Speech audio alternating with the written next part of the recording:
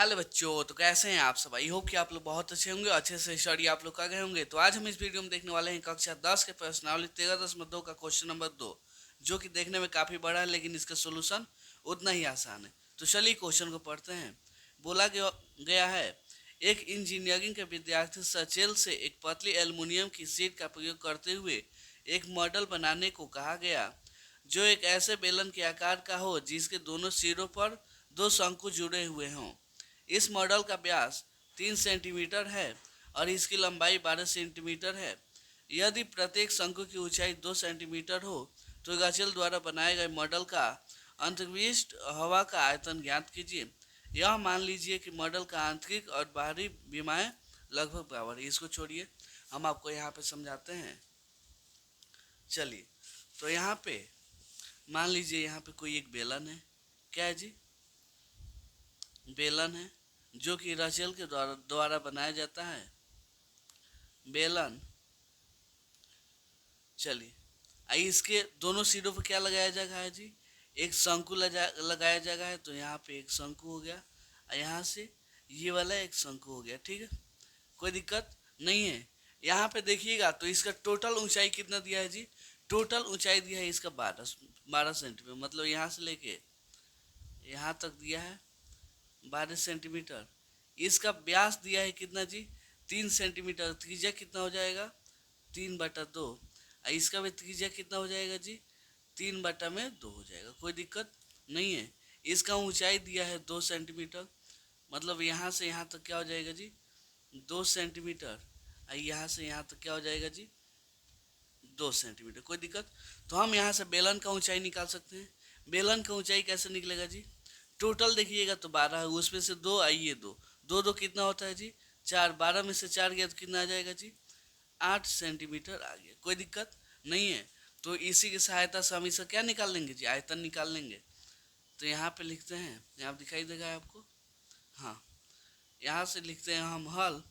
सबसे पहले देखिएगा तो यहाँ पे लिखते हैं शंकु। शंकु व बेलन की त्रिज्या कितना हो जाएगा जी? बेलन की त्रिज्या, त्रिज्या इक्वल टू, मतलब आर का मान कितना हो जाएगा जी?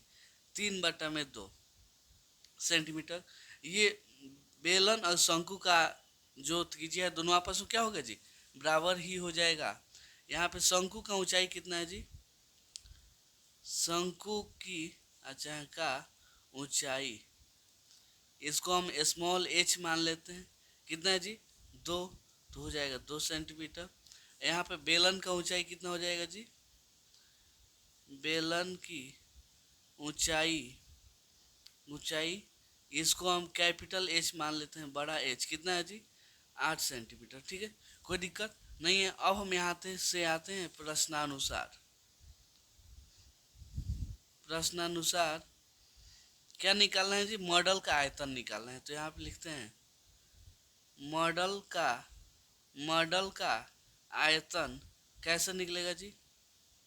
आयतन मतलब कोई सामान इस पे कितना भरा जा सकता है, उसका आयतन कैसे निकलेगा? इस बेलन का आयतन, इसका इसका दोनों मतलब दो गो शंकु का आयतन है, एक गो बेलन का आयतन, दोनों क्या किया जाएगा जी? जोड़ दिया जाएगा।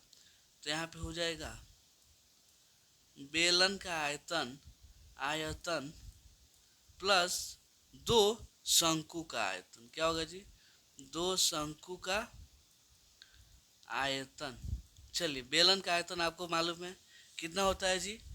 बेलन का आयतन होता है πr²h। कितना होता है जी? πr²। बेलन का h बड़ा है तो बड़ा ले लेते हैं, यहाँ पे 2। और शंकु का आयतन कितना होता है जी? 1/3 इंटू πr²h। कोई दिक्कत नहीं, बीच में कुछ नहीं है तो गुणा डाल दीजिए। यहाँ पे अभी पाई को पाई रहने देते हैं, पाई को अभी छोड़िए, बाद में इसको हल करेंगे। आर का मान कितना है जी? 3/2 है, तो 3/2 का क्या होगा जी? Whole square. कैपिटल एच का मान कितना है जी? 8 है, तो 8 हो गया। 2 इंटू 1/3, पाई को पाई घाने दीजिए। आर का मान कितना हो जाएगा? 3/2, तो 3/2 का whole square. H, small H का मान कितना है जी? 2। कहाँ से? यहाँ से देखिए, स्मॉल एच का मान 2 चल गया है तो 2। पाई तो पाई, 3 का होल स्क्वायर 9, 2 का होल स्क्वायर 4 इंटू यहाँ पे 8। इतना पाई को पाई गान दीजिए, 3 का होल स्क्वायर 9, 2 का होल स्क्वायर 4 इंटू 2। कोई कटने वाला है? यहाँ से देखिए 4 एकम 4, 4 दूना 8 हो गया।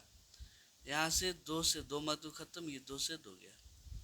9 दूना 18, 18 में पाई से गुणा होगा तो 18 पाई प्लस यहाँ पे ये कटेगा 3 3 का 9, और कुछ बचा नहीं। यहाँ पे 3 और पाई, तो 3 में पाई से गुणा होगा तो 3 पाई हो जाएगा।